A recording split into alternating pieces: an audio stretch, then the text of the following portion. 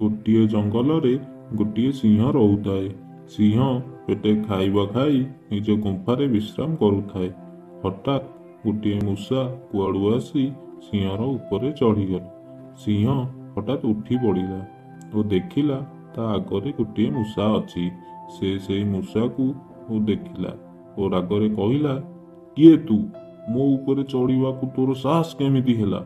ମୂଷାଟି ଡରିଗଲା ଓ କହିଲା, ସିଂହ ମହାରାଜ, ମୁଁ ଅନ୍ଧାରରେ ଜାଣିପାରିଲିନି ଯେ ଆପଣ ଏଠି ବିଶ୍ରାମ ନେଇଛନ୍ତି। ମୋର ବହୁତ ବଡ଼ ଭୁଲ ହେଇଗଲା। ମହାରାଜ, ମୋ ଉପରେ ଦୟା କରନ୍ତୁ, ମୋତେ ମାରନ୍ତୁ ନାହିଁ। ଏହା ଶୁଣି ସିଂହ ରାଗରେ କହିଲା, ତତେ ମାରିବିନି ଆଉ କ'ଣ ଛାଡ଼ିଦେବି? ଏହା ଶୁଣି ମୂଷା କହିଲା, ମହାରାଜ, ମୋ ଉପରେ ଦୟା କରନ୍ତୁ, ମୋ ଉପରେ ରାଗନ୍ତୁ ନାହିଁ। ମୁଁ ଆପଣଙ୍କର କୌଣସି କାମରେ ଆସିପାରେ। ଏହା ଶୁଣି ସିଂହ ହସି କହିଲା, ତୁ ତ ଛୋଟିଆ ଜୀବଟେ, ତୁ ମୋର କି କାମରେ ଆସିବୁ? ମୂଷା କହିଲା, ମହାରାଜ, କେତେବେଳେ ନା କେତେବେଳେ ତ କାମରେ ଆସିପାରେ।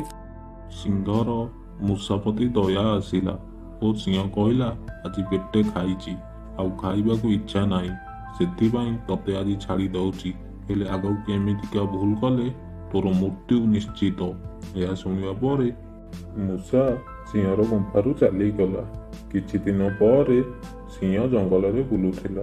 ହଠାତ୍ ଶିକାରୀର ଜାଲରେ ପଡ଼ିଗଲା ଓ ଜାଲରେ ପଡ଼ି ଛଟପଟ ହୋଇ ଚିତ୍କାର କଲା।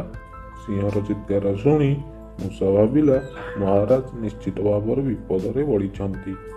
ମୂଷା ଡେରି ନ କରି ସିଂହ ମହାରାଜ ପାଖକୁ ଗଲା।